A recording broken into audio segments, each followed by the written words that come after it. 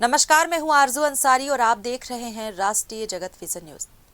रायगढ़ जिले के तमनार क्षेत्र में जिंदल पावर लिमिटेड की कोयला खदान के विरोध में शनिवार को 14 गांवों के ग्रामीणों और पुलिस के बीच हिंसक झड़प हुई।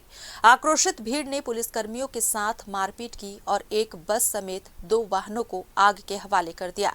इस घटना में महिला थाना प्रभारी कमला पुसाम सहित कई पुलिसकर्मी घायल हुए हैं।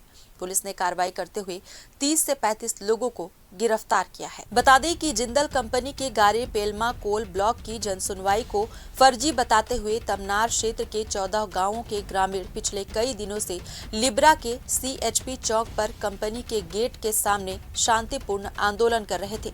आंदोलन के कारण कंपनी में भारी वाहनों का परिचालन पूरी तरह ठप हो गया था। शनिवार को पुलिस दल बल के साथ मौके पर पहुंची और ग्रामीणों को समझाइश देते हुए धरना समाप्त करने को कहा। इसी दौरान विरोध कर रहे कुछ लोगों को पुलिस ने हिरासत में ले लिया, जिससे तनाव और बढ़ गया। इस दौरान तमनार थाना प्रभारी कमला पुसाम पुलिस टीम के साथ मौके पर पहुंची, जहां ग्रामीणों ने लाठी डंडों और लात घूंसों से हमला कर दिया। पुलिस पर पथराव भी किया गया, जिसमें TI समेत कई पुलिसकर्मी घायल हो गए। हालात बिगड़ते देख पुलिसकर्मियों को वहां से जान बचाकर हटना पड़ा। इस घटना को लेकर जिले के कलेक्टर मयंक चतुर्वेदी ने बताया कि पिछले पखवाड़े से ग्रामीण कोयला खदान की जनसुनवाई के विरोध में शांतिपूर्ण धरने पर बैठे थे, लेकिन कुछ असामाजिक तत्वों ने भीड़ को उकसाकर हिंसा फैला दी, जिसके बाद पुलिस पर पथराव हुआ और उनके साथ मारपीट की गई। उसके बाद पुलिसकर्मी वहां से जान बचाकर भागे। वहीं मुख्यमंत्री विष्णुदेव साय ने तमनार में हुई घटना की जांच के आदेश देते हुए कहा कि मामले में जो भी दोषी पाए जाएंगे उनके खिलाफ सख्त कार्रवाई की जाएगी। जहां पर पिछले 15 दिन से सभी ग्रामीण शांतिपूर्वक बैठे हुए थे और हम भी सारी आवश्यकताओं का ध्यान रख रहे थे उनका।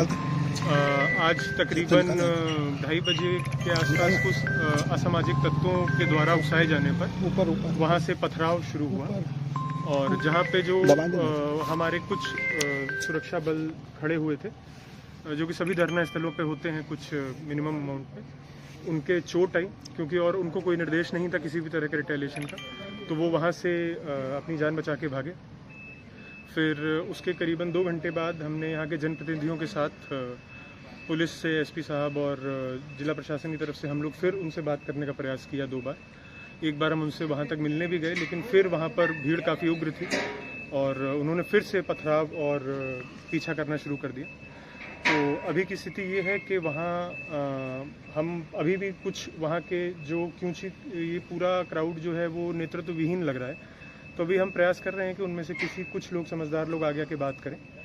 जैसे ही हमारी बात कुछ होती है उनसे, चीज़ शांति की तरफ जाती है, तो हम आगे आपको बताएं। सर, घायलों की स्थिति कैसी सर? बस घायलों की स्थिति अभी ठीक है। जो कुछ लोगों की चोट ऐसी थी कि जिनको और रेफरेंस की ज़रूरत थी, उसको हमने रायगढ़ शिफ्ट कर दिया है और बाकी का इलाज यहाँ पे चल रहा है।